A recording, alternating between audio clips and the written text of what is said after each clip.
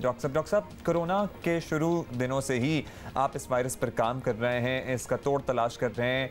अब ये कहा जा रहा है कि पाकिस्तानी अवाम में इस वायरस के खिलाफ इज्तिमाई हर्ड इम्यूनिटी, इज्तिमाई मुदाफ़ियत पैदा हो रही है।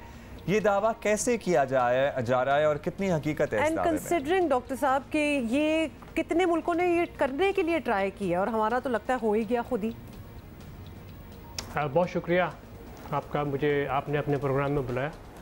यकीनी तौर पे जो हमें इस वक्त जो आसार नज़र आ रहे हैं वो ये हैं कि पाकिस्तान की और ख़ास तौर पे कराची का, जहाँ पर हमने ये तहकीक़ात की हैं कि वहाँ पर तो हमारी आबादी का कमो बेश 40% तक तो जुलाई के महीने में लोगों ने इज्तिमाई क़ुव्वत मुदाफ़ियत पैदा कर ली थी, जिसका सबूत जो हमारे अडल्ट वर्कर्स हैं, इंडस्ट्रियल वर्कर्स हैं, उनमें कोरोना के ख़िलाफ़ बनने वाली एंटीबॉडीज़ के मुतालिक तहकीक है जो कि सामने आई है। और ऑक्सफोर्ड यूनिवर्सिटी प्रेस का जो जर्नल है, जर्नल ऑफ पब्लिक हेल्थ, उसमें ये शाया हो चुकी है पिछले हफ्ते।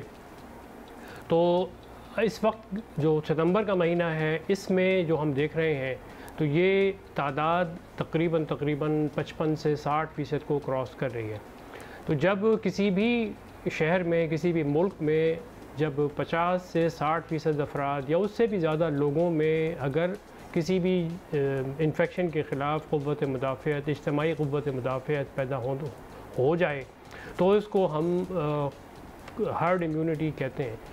तो लेकिन इसके अंदर बहुत सारे अभी सवालात हैं ऐसे जो क़ुव्वत मुदाफ़ियत के मुताल्लिक़ हैं कि एंटीबॉडी बनना कोविड-19 के ख़िलाफ़ क्या ये काफ़ी है।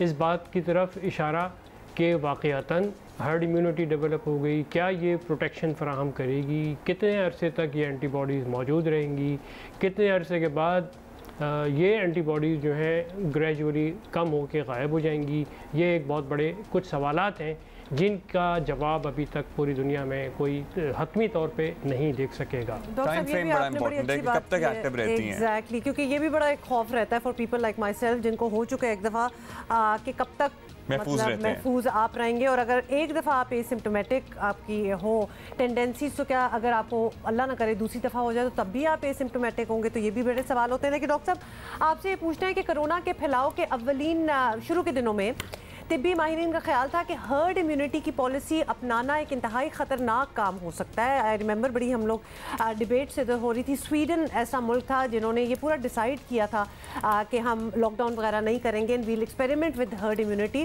तो इसलिए लॉकडाउन ही बेहतर उस वक्त पाकिस्तान के लिए समझा गया था। अब क्या ये राय तब्दील हो चुकी है?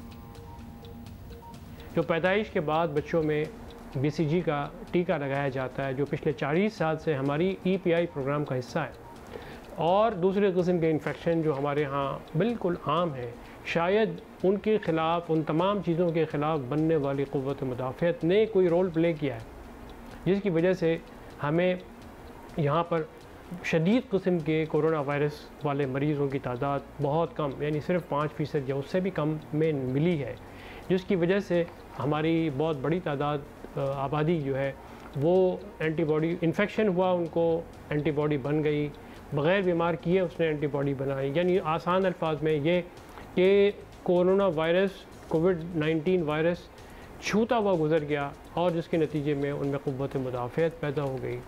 तो इसमें हमारा यकीनी तौर पे कोई कारनामा नहीं है, हमारी किसी स्ट्रेटजी का कोई कारनामा नहीं है, लेकिन ये अल्लाह ताला की तरफ से हमारी हिफाजत हो गई।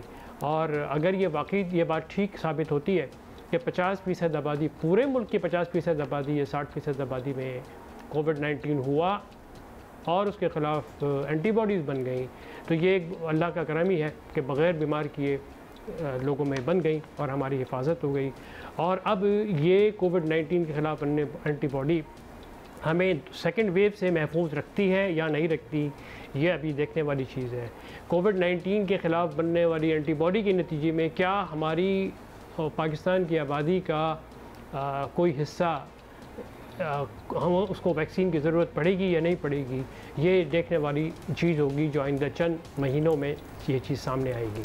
डॉक्टर ताहिर शम्सी बहुत बहुत शुक्रिया। लेकिन जब आप कह रहे थे ना सेकंड वेव, तो वो एकदम खौफ सा आ जाता है क्योंकि बाकी दुनिया में तो हम सेकंड वेव देख ही रहे हैं and maybe this is ours as well, although हमारे numbers are okay. Let's see क्या होता है, but let's hope for the best. लेकिन एहतियात करना ना छोड़िए, मास्क पहनना, हाथों को साफ रखना ना भूलिए।